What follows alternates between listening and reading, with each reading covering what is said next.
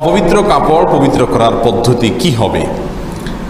এর আগেও আমরা এই বিষয়ে বলেছিলাম যে কোনো কাপড় যদি অপবিত্র থাকে, সালাতের জন্য যেহেতু শরীরের পোশাক এগুলো পবিত্র থাকা শর্ত, সেজন্য আমাদের অপবিত্র পোশাক আশাককে আমরা পবিত্র কিভাবে করব সেই পদ্ধতি জানা থাকা দরকার।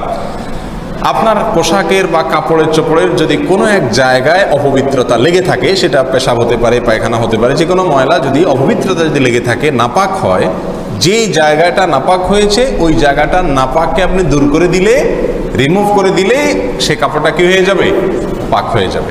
কথার কথা, কাপড়ে কোনো এক জায়গায় পেশাব লেগেছে, তাহলে যে জায়গাটা পেশাব লেগেছে ওই জায়গাটা যদি আপনি পানি ধুয়ে হালকা ডোলে আপনি ওইটাকে পরিষ্কার করতে পারেন, এবং নাপাকের কোনো আলামত যদি আর না থাকে, নাপাকের আলামত যেমন ওই নাপাক বস্তুটার গন্ধ অথবা তার বর্ণ, কালার, এর কোনোটাই যদি না থাকে, কোনো আলামতই আর যদি না থাকে, তাহলে সেটা কি হয়ে যাবে? ইনশাআল্লাহ পাক হয়ে যাবে।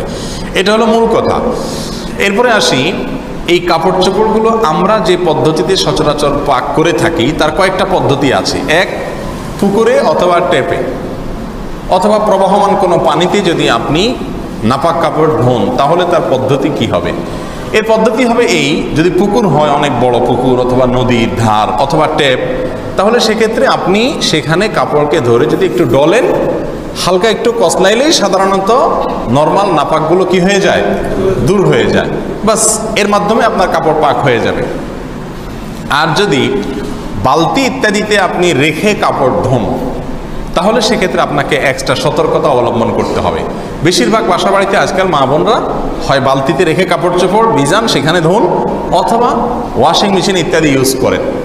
তো বালতিতে যদি আপনি অপবিত্র কাপড় ধোন, তাহলে খেয়াল করতে হবে, বালতিতে যদি পানি দেন, এরপর যদি কাপড় চুবান সেই পানিতে, অথবা কাপড় রেখে তারপরে পানি দেন, তাহলে কিন্তু অল্প পানিতে নাপাক কাপড় এর নাপাক লাগার কারণে সেই পানিগুলোও, বালতির পানিগুলোও কি হয়ে যাবে? নাপাক যদি হয়ে যায়, তাহলে ওই বালতির থেকে যদি আপনি কাপড়কে উঠান আর 10-12 চিপ দেন, তাহলে কোন অবস্থাতে সে কাপড় কি হবে? নাপাক হবে না। কারণ বালতিতে আপনি কাপড় রেখেছেন, সেখানে অল্প পানিতে নাপাক লেগেছে, ওই পানিটাও কি হয়ে গেছে?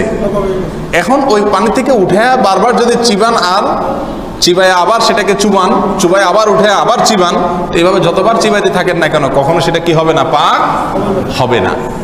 আপনি বালতিতে রেখেছেন পাউডার ইত্যাদি দিয়া, ঠিক আছে, সেখান থেকে ময়লা দূর হলো, এরপরে আপনাকে আলাদা ট্যাপের পানিতে ধরে সেটাকে কি করতে হবে? চিবাইতে হবে, তাহলে সেটা কি হবে? ইনশাআল্লাহ পাক হবে।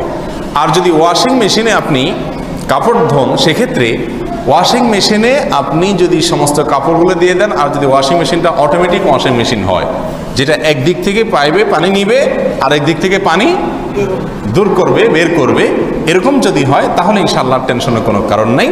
সেখানে পানি একদিক থেকে আসলো আর একদিকে চলে গেল, নাপাক পানিটা স্থির থাকলো না।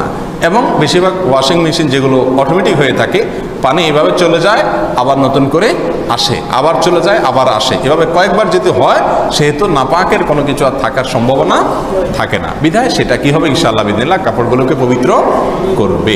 তারপরেও সবচেয়ে ভালো হয় যদি আপনি ওয়াশিং মেশিনে বা বালতিতে অনেকগুলো কাপড় একসাথে ধোন, যেই কাপড়টা নাপাক আছে ওইটাকে টেপের সাথে হালকা একটু আগে চিবায়া নাপাক অংশটা দূর করে তারপরে এবার সবগুলোকে একসাথে রাখেন, তাহলে আর কোনো সমস্যা থাকবে না। এই হলো মোটামুটি কাপড়কে পাক করার পদ্ধতি।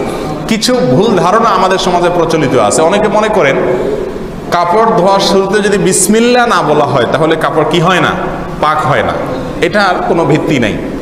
হ্যাঁ, যদি বিসমিল্লাহ বলতে পারেন, একেবারে টয়লেটের কমোডের আশেপাশে না হয়, পবিত্র জায়গা, ভালো জায়গা হয়, তাহলে যে কোনো ভালো কাজের শুরুতে মুমিন বিসমিল্লাহ বলবে, সেই সময় বলেন তো ভালো।